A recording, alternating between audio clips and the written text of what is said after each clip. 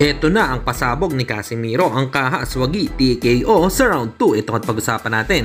Pero bago ang lahat, pag-subscribe po ng channel ko, huwag nyo na rin kalimutan i-click ang notification bell para lagi kayong una sa balita. Laban ang aasahan, balita sa mga pambato na isasalang, pasabog na video, lahat yan nandito. Nino Cruz TV ang iyong paborito. Pag-usapan nga po natin mga kaboxing, malamang ay napanood nyo na ang hindi magandang pagtatagpo ni Devin Haney at ni King Ryan Garcia. Ayon nga sa mga nakapanood, ay masyado daw naging bully dito si Garcia. Baka daw matulad lang ulit ito sa nangyari sa kanya noong kinalaban niya si Gervonta Tank Davis na natalo lang siya. Si Devin Haney ay hindi madaling kalaban dahil malamay weather din kasi ang galawan nito baka i-hit and run lang ni Haney itong si Garcia sa ibabaw ng lona. Samantalang tatlong Pinoy ang lalaban sa world title shot sa bansang Japan. Uno na nga dito ay si Jerwin Angkahas kontra sa kapatid ni Naoya Inoue na si Takuma Inoue. Dedepensahan ni Takuma ang kanyang WBO World Bantamweight title belt.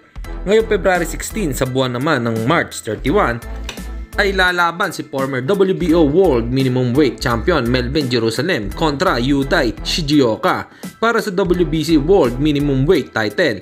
Lalaban din si RR Andales kontra Jinjiro Shigioka para naman sa IBF World Minimum Title. Suportahan natin ang ating mga pambato. Speaking of Angkahas, napalaban kamakailan ng pamangkin nitong si Jesse Real Angkahas. Panalo nga ito via second round technical knockout sa naganap na boxing event ng blow by blow.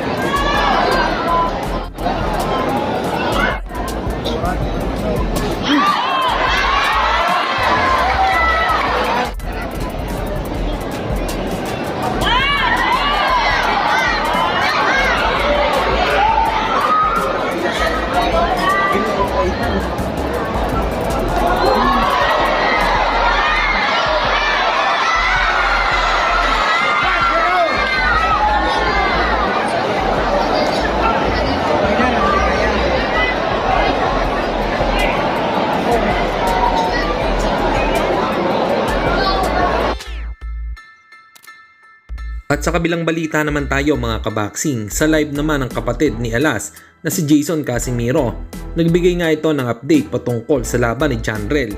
Ayon nga sa kanya ay may laban na daw di umano ang kapatid niya at announcement na lang ang hinihintay. Hindi pa daw nila ina-announce ang laban dahil hindi pa nila alam kung saan ang venue. Mamaya daw kasi sabihin nila ay sa Cebu magaganap ang laban. Yun pala ay hindi sa Cebu magaganap ang laban. Kaya hintayin na lang daw natin ang official announcement nang manggagaling sa promoter nito. Bagamat wala namang binanggit na pangalan kung sino ang makakalaban ng utol niya, pero ayon sa kanya ay tune-up fight lang daw talaga ang laban ni Cuadro Alas. Pero kapag nalaban daw natin kung sino ito ay iingay daw ang boxing community dahil sa sinasabi nilang tune-up fight nito. Tungkol naman sa mga vlogger dyan na nagsasabi na si Cuadro Alas ay tune up. Totoo naman po, tune up. Yung sunod na laban ni Cuadro Alas, tune up lang talaga yan.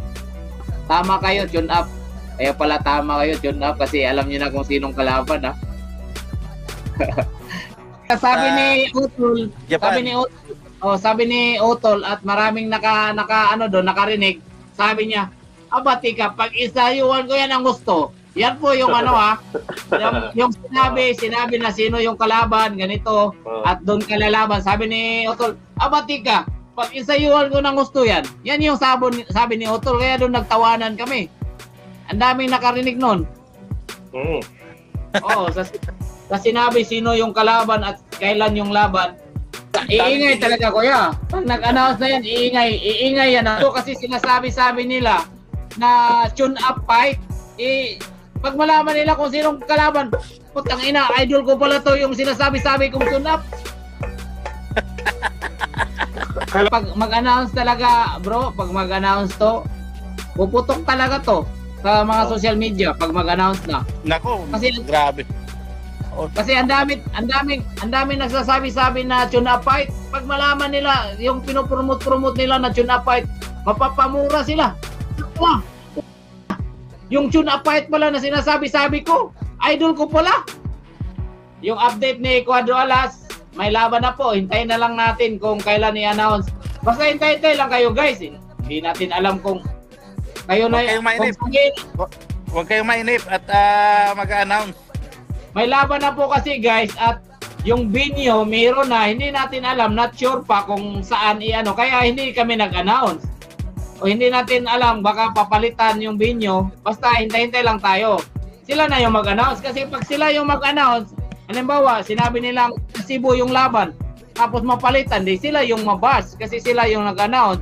Pag kami yung nag-announce, sabihin namin na sa Cebu tapos hindi pala sa Cebu, so di ba?